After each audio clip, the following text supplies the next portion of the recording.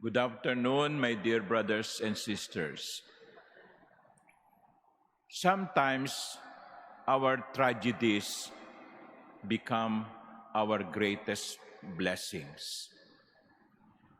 The first reading from the book of Genesis ended with these words. They sold Joseph to the Ismaelites for 20 pieces of silver. Joseph, the Joseph of the Old Testament, was one of the 7 children of Israel. And it is said that at the beginning, siya ang paborito. Siya ang paborito ng tatay dahil siya'y ipinanganak sa kanyang katandaan. Alam ko naman yung mga parents dito, kahit hindi nyo aminin, meron kayong mga favorite son or daughter. Siyang paborito ng kanyang ama, si Jose. At dahil siya paborito ng kanyang ama, kinainggitan siya ng kanyang mga kapatid.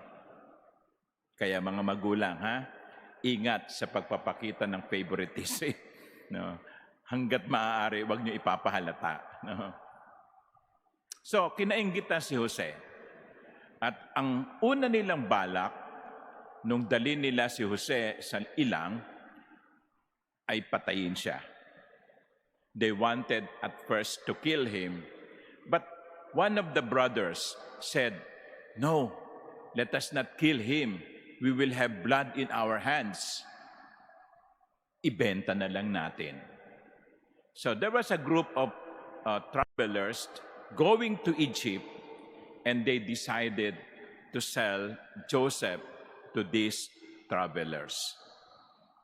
And as I said, at the end of the first reading, they sold Joseph to the Ismaelites for 20 pieces of silver. That was the end of the first reading. But that was not the end of Joseph's story. You read the book of Genesis to see the whole story. But I tell you what happened. So Joseph was brought to Egypt, away from his family, away from his father, away from his brothers and brothers. And there in Egypt, Joseph worked hard to the point that he became almost the prime minister of the kingdom. Pharaoh trusted him so much that he advanced in rank until such time that he became the prime minister of Egypt, in charge of the grain supply. Now, what will be the role of Joseph? He will be the one, or he would be the one, to take care of the people when famine struck Egypt, including Palestine, where the family of Joseph was. So, sa bandang huli, nung nagugutom na ang kanyang mga kapatid, ang kanyang pamilya, naisipan nilang pumunta sa Ehipto. At doon, nakita nila si Jose, pero hindi nila nakilala ang kanilang ibinentang kapatid. The long and short of the story is, Joseph was able to help his own family because he was in a position to help them. Now, I began by saying, sometimes our tragedies turn into greatest blessings. Imagine, kung hindi siya ibinenta ng kanyang mga kapatid, hindi siya napunta sa Ehipto. At kung hindi siya napunta sa Ehipto, hindi tataas ang kanyang ranggo. At kung hindi siya naging katiwala ng Pharaoh, hindi maililigtas ng Diyos ang kanyang bayang nagugutom. You see, sometimes God allows tragedy to happen because He knows that out of that tragic event, there will be a blessing. Think about it, my dear brothers and sisters. Go back to your own experiences and see ano yung nangyari sa buhay ninyo na malungkot. Pero sa bandang huli, na-realize ninyo, meron itong blessing. That is why sometimes when tragedy happens to our lives, well, I don't wish that tragedies will happen.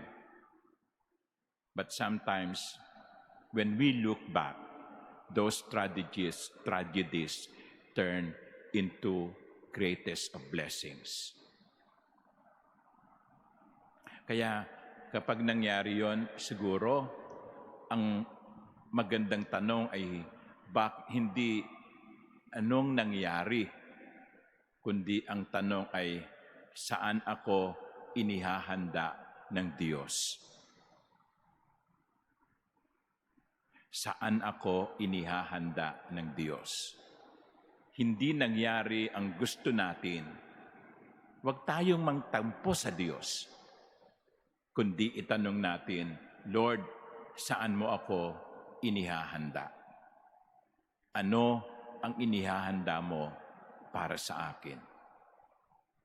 Because I repeat,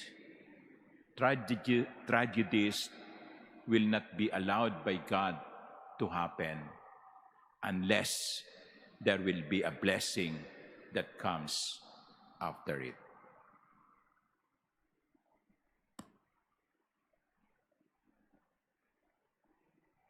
Ano yung mga nangyari sa buhay nyo na masasabi ninyong malungkot? Pero ngayon, kung babalikan ninyo, meron palang blessing. Amen.